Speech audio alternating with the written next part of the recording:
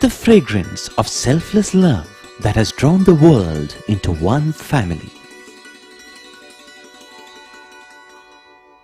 The truth of an eternal message that has been revealed through every act and word.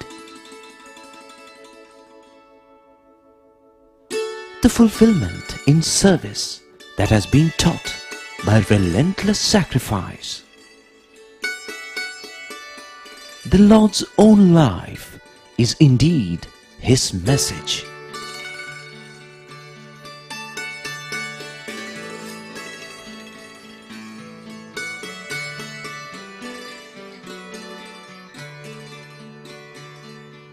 Sai Ram. On this beautiful and bright sunny day, welcome to the 7th episode in our serial presentation entitled Message of the Lord.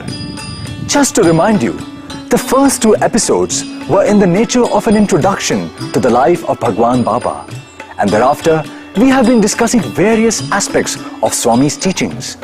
Last time we focused on the omnipresence of God in the entire universe. As I told you then, we may see many different and diverse objects as well as beings, but from a spiritual point of view, we must never forget that God is present in all entities, both animate and inanimate.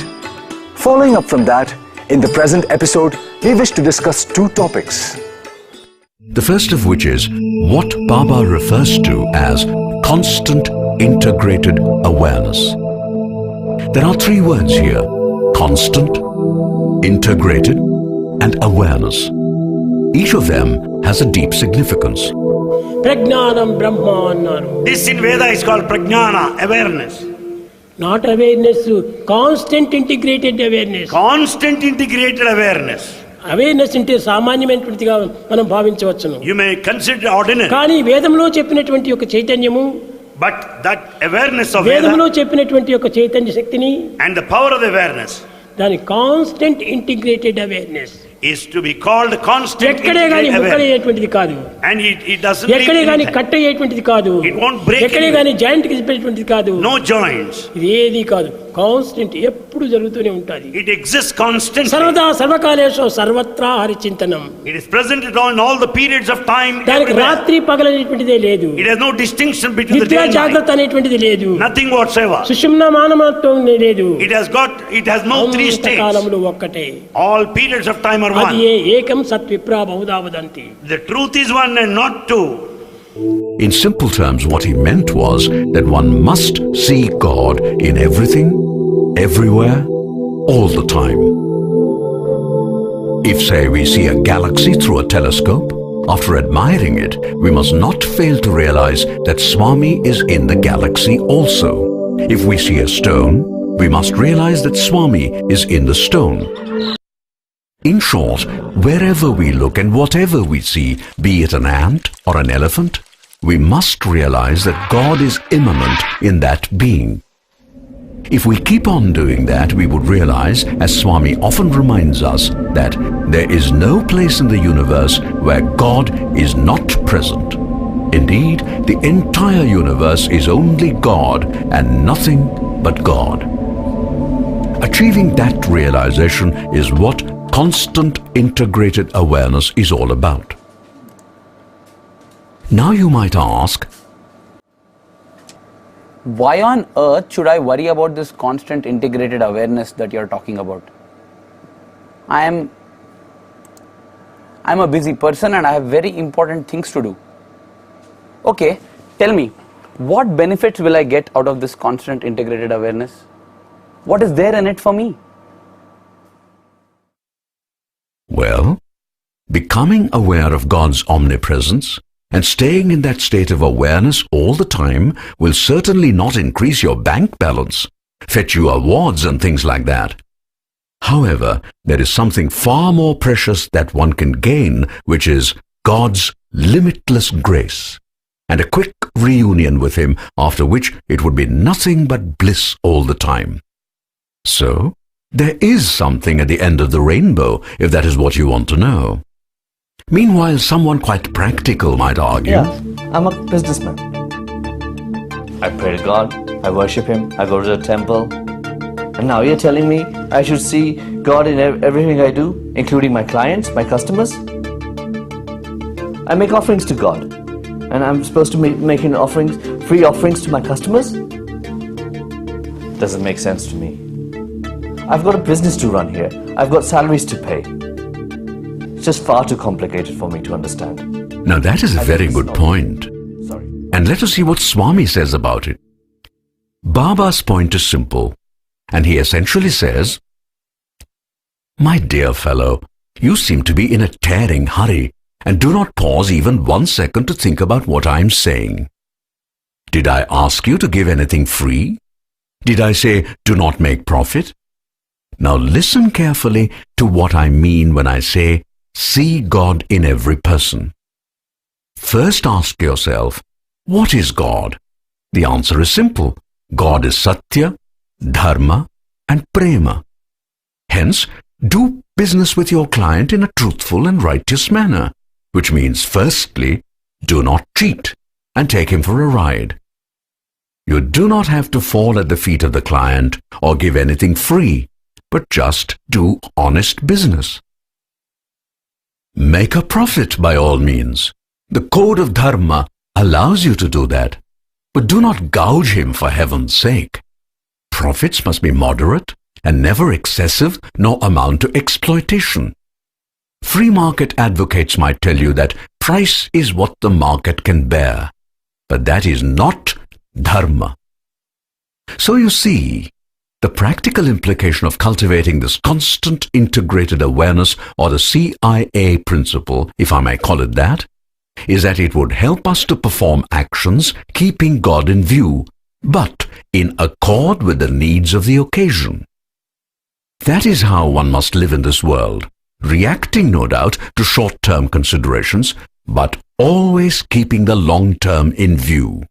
And long-term consideration means that the ultimate goal of life is to go back to God from whom we all have come.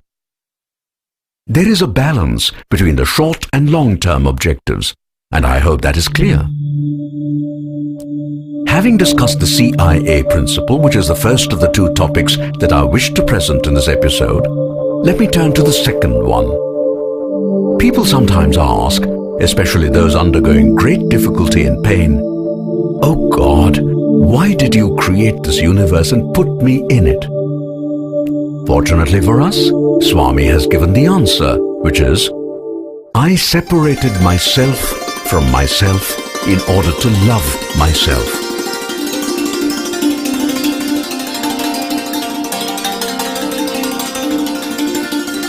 Basically, Swami is saying that he created this universe and filled it with diversity that included both inanimate entities and animate beings, including humans. Why did God do all this? Because he wanted to stage a drama. What was the stage for this drama? The entire universe. Who were to be the actors? Humans. What about the rest? Well, the inanimate entities were sort of props, like the land, the sea, the mountains, and so on. What about the insects, animals, and so on? They too had their own supporting roles. At a basic level, they all formed the precursor to the human species. There was also a supplementary role for plants and animals. The plants provided food, the trees provided fruits and wood, and the cows provided milk, and so forth, all for humans. Okay, all these were enabling provisions for humans who were supposed to be actors. But what about the script and the storyline? Here, God was quite different from the usual playwrights. He simply said, "Oh humans, you make up the dialogue as you go along, but there is one thing I want all of you to do, which is to love each other." Maybe you now understand what Swami meant by saying, I separated myself from myself in order to love myself.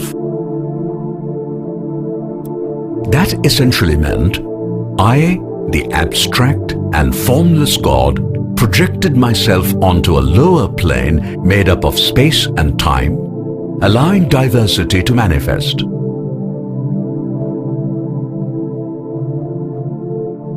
I became immanent in all aspects of this diversity, so that my love became embedded in every bit of the universe. In particular, I gave to each individual the infinite treasure of pure love. I then expected all humans to act in a loving and selfless manner towards each other. I did all this so that love, which is latent in the formless God, might become patent and manifest via humans with names and forms. So, maybe you now have some idea of why God created the universe. He did it so as to stage a drama with all of us humans playing the role of actors. There was no script or storyline, and God gave us perfect freedom to take the play along as we wished. But he was clear about one thing he definitely wanted.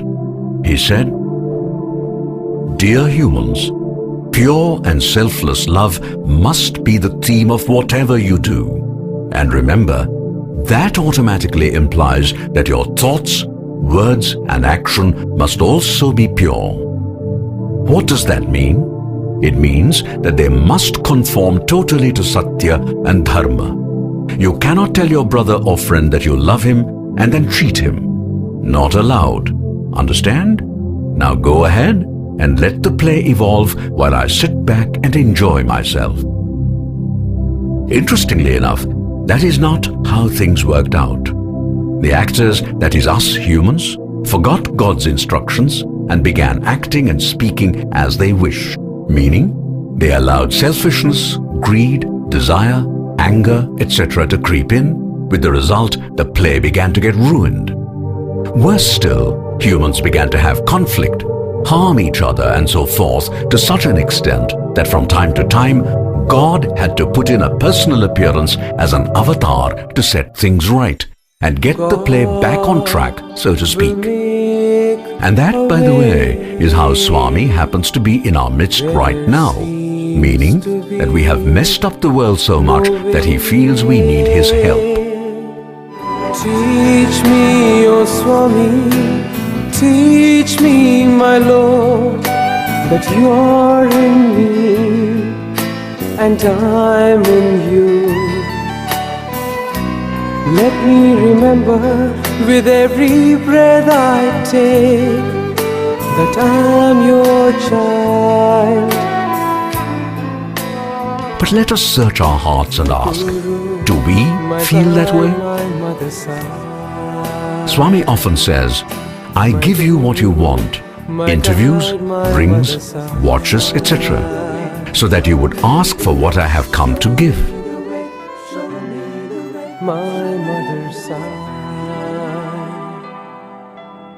However, we hardly ever do that. And by the way, what is that Swami is so anxious to give us but we are not too keen to receive?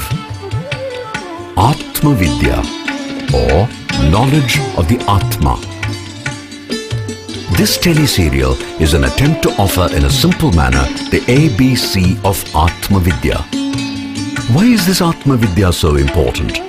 Why is Swami so keen about giving this to us? We have called attention to this earlier, but maybe it is worth repeating what has been mentioned before. Swami says, yourself. ప్రాపంచికమైనటువంటి దేహ సంబంధమైన ప్రేమలంతా కూడాను దేహంతో ఆడుతూ పాడుతూ కూడుతూ ఉంటాయి. But we think of the body relationship. అది మీకు ఆనందం అని భావిస్తుంటారు. We consider it blissful. అది ఎప్పటికీ ఆనందం కాదు. But it's not permanent. ఏనాటికైనా శాశ్వతం కాదు. It's never permanent any time. yes, my dear fellow, all that you can get from this world would be pleasure and pain in cycles. You want lasting happiness? That is called Ananda or bliss. Do you know the way to get it? Atma Vidya is the way to get it. ఈ లోకంలో మనం చదివేటువంటి చదువులు All the knowledge of this world. ఎన్నేళ్ళు పిఏలు pass అయ్యి వచ్చి పేరుగాచిన పెద్దవారులైనా One might be scholars with all MA and BA degrees. సంపద పరుల నుండి సంధాన పరులైనా One may be rich enough.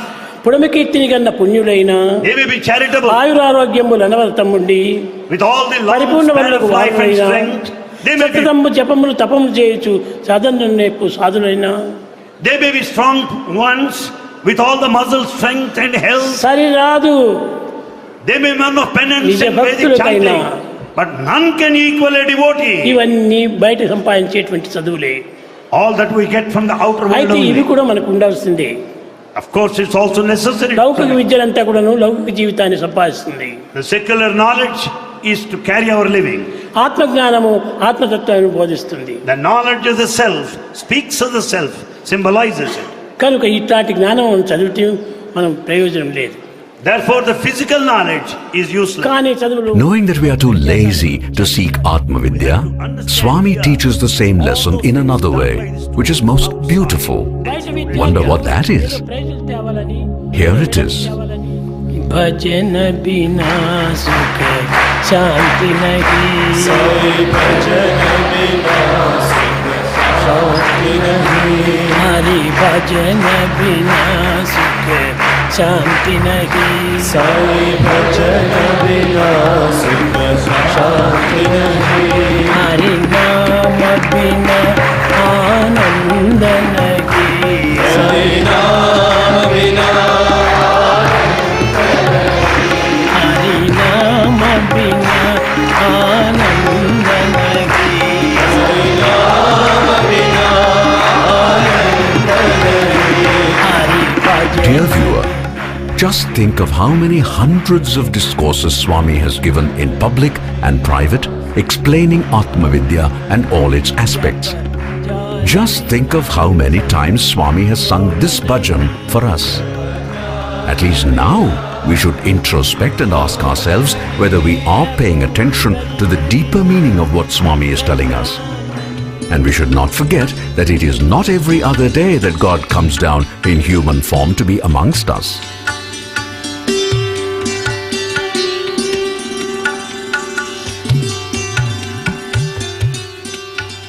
The times we are living in are truly out of the ordinary.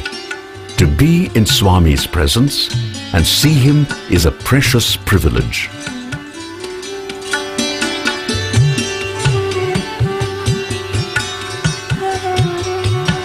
విద్యార్థులారా, Students, To have the opportunity to listen to his discourse is a sure sign of his grace.